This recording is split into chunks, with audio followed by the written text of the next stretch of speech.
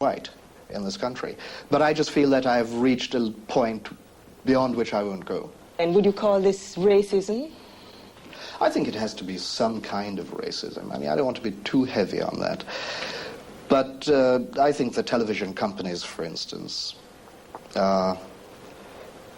don't really portray black people outside of the stereotyped image that we see, that we saw in 1964 when we came here, and that we see now in 1982. The image really hasn't changed. You've got your standard types on television, the prostitute, or the pimp, or the gangster, or the unemployed, or the doctor, right? Which is how I make my living. I'm your actual television doctor. The prospect of going to Jamaica, is it a very appealing one? Well, again, we come back to the racial question. I mean, I've got two little girls. One is 6, one's 4. The 6-year-old is now beginning to read everything in sight. So when I go in the tube with her and there's a sign up there which says, "Kill niggers," and she looks at that and says, well, what does that mean? And I'll have to explain that to her. Or she might see it out on the playground, wherever. And I don't see why I should expose her to that. I mean, I wasn't exposed to it when I was being brought up. But then you also have the problem that, she's going to find the same sort of thing in schools or in the playground or just written on a wall somewhere. If they're back in Jamaica, I don't have to bring them up as black people. They'll grow up like that anyway. And they will also have the example of seeing black judges, black doctors, black politicians, the whole strata of society, all stratas of society, run by black people, which will give them a certain sort of assurance that, well, I suppose that we have. The fact that we know our position in this world. I don't have to sit down here and say to them, well, look, there are black people in the world who do this and do that. And she says to me, well, yeah, but where are they? I don't see any of them around. Well, we wouldn't have that problem in Jamaica. Yeah. What sort of scenario do you see for Britain's future? What they have to do, really, is find jobs for people. If they find jobs for people, because, let's face it, black people are the probably largest section of unemployed people in this country. And as long as people find themselves in that position where they don't have a job and have nothing to do, then they're going to riot, they're going to cause trouble. They want something from their society, from the society that they're in. And exactly what's going to happen in the future, I don't know. The British are very, very skillful in dealing with the problems of their own people. They're the most skillful people in just letting out the rope an inch to quieten the masses for as long as is necessary and then let it out another inch. So I expect that's what they do. That's what they've been doing certainly all this century.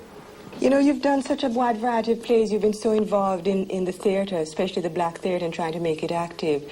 I'm sure there's something that would tempt you to stay in England. I mean, what would... Oh, yes. I mean, what I'm trying to do, and what would probably keep me in England, is to establish a black theatre venue, to do what we want, to put on the plays we want, and to influence the society at large, but especially the powers that be in the theatre profession and in television, towards, say, integrated casting. Because there's no reason, for instance, if we have our own theatre, why we couldn't put on Hamlet with a black Hamlet and a white Gertrude, his mother. I think only a black theatre will ever take that risk. So that's what we're after, our own black theatre venue where we can promote our own work and where the society at large, black people and white people, can come and see good, exciting, vibrant black theatre. That would keep me in Britain. This was Barbara Blake in 1968. Racists wrote letters saying, "Get that nigger off our screens." I laughed them off at first, but soon the pressures became unbearable. And the loneliness. Nowhere was my loneliness more acute than in Birmingham, where I worked at my second TV job. In Birmingham, a city founded on the wealth earned from West Indian slave plantations, I received my awakening as a black person. Confronted with program meetings in which blacks were described as wogs and troublemakers in my presence, I retreated into books for company. One day, I encountered Frantz Fanon's Black Skin, White Masks. Within its covers was both my condemnation and my liberation. I was that black face wearing a white mask of assimilation, wondering why, no matter how hard I tried, I still was not accepted.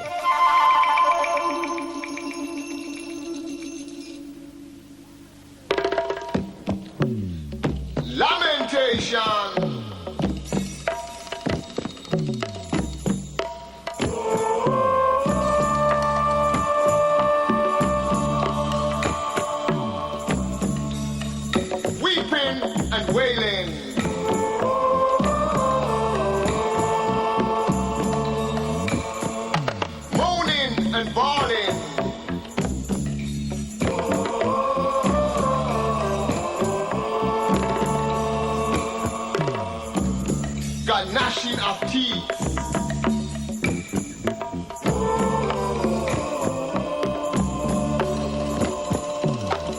Lamentations, my people, lamentations.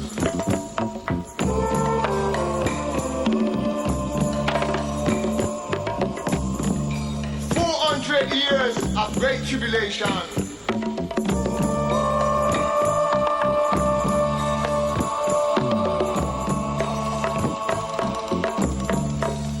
Working in the Americas.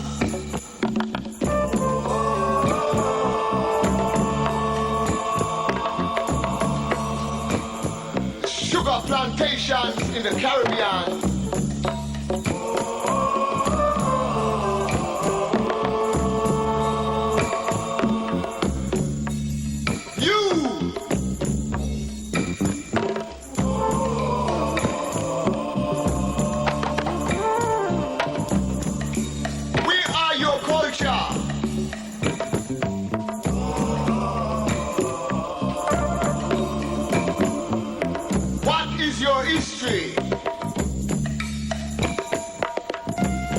Your ways of life.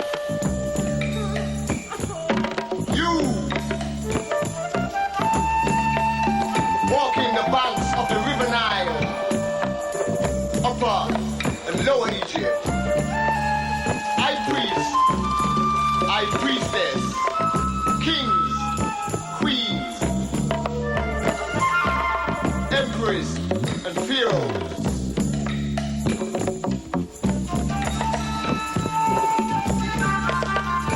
You now, walking the streets of London, Bristol, Liverpool, Brixton, lamentation.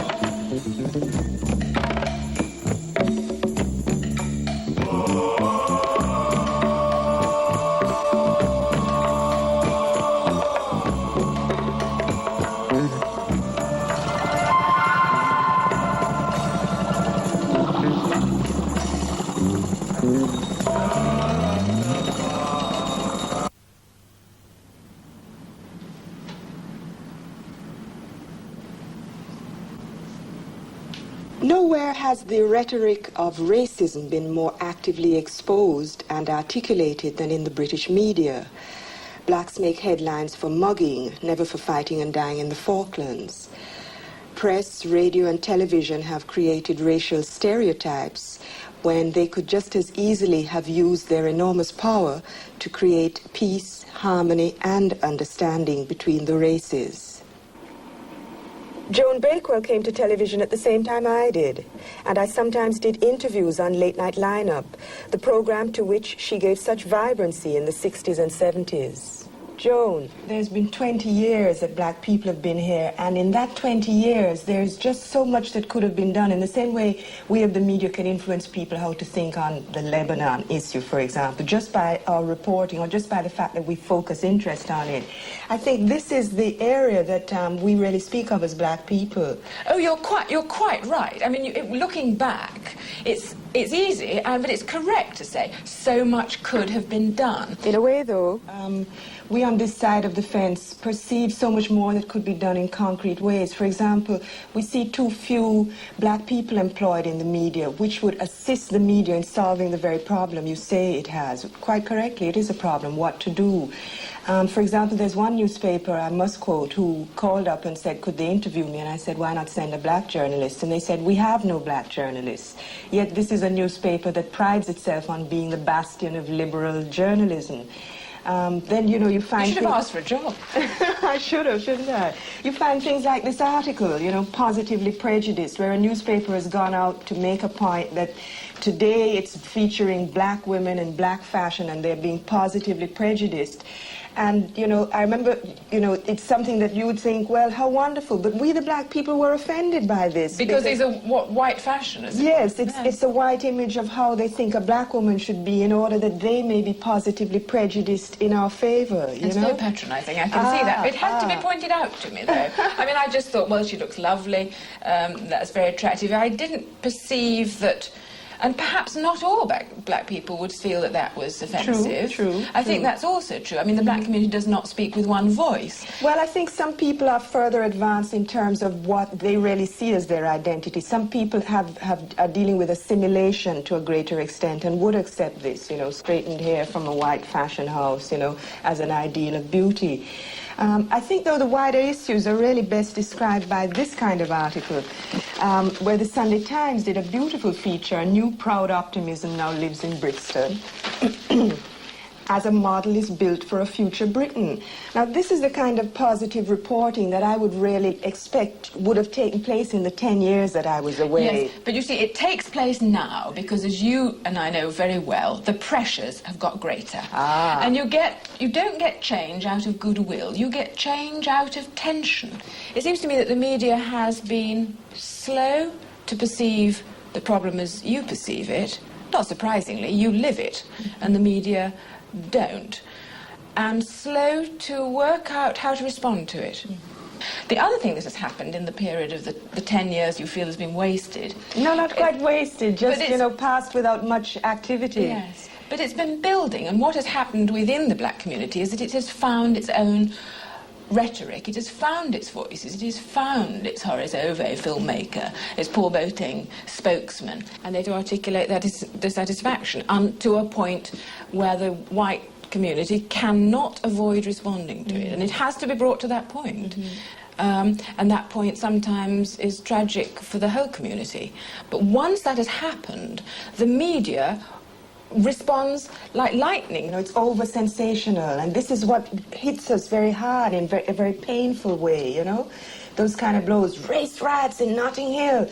You know, the day before they didn't even know we existed. Well, you can't have it both ways. You can either have the headlines or not have the headlines. No, but you see, for something that is a riot. Do you see what I mean? When there is news, fair enough. But I mean, if it were not if a race riot were not a headline, it would be a disgrace to our community. Absolutely, but then there must also be an identification of the black community outside of just the times when there is a race riot. Certainly. People will behave not from, we wish that they might, moral enlightenment and love of humanity. It figures they aren't unconscientious people, but enlightened self-interest is a much more widespread and easily understood instinct. Well, we come with a different proposal, you see. We come with a proposal that all men deal with their fellow man's interests first, you see, and then we figure that that will create a perfect world. Not just that there must be tensions to make the self-interest to respond out of self-interest. Well, it's just another view. But that, of course, is the Christian view. Yes. And I think that is at some odds, and you can explain this to me, with the whole idea of repatriation and separatism. Now, that seems to me to break up the concept of humanity as one. Well, the issue of repatriation shouldn't make anybody feel threatened, you know, or rejected, although I guess we are really rejecting the values and systems of a certain society.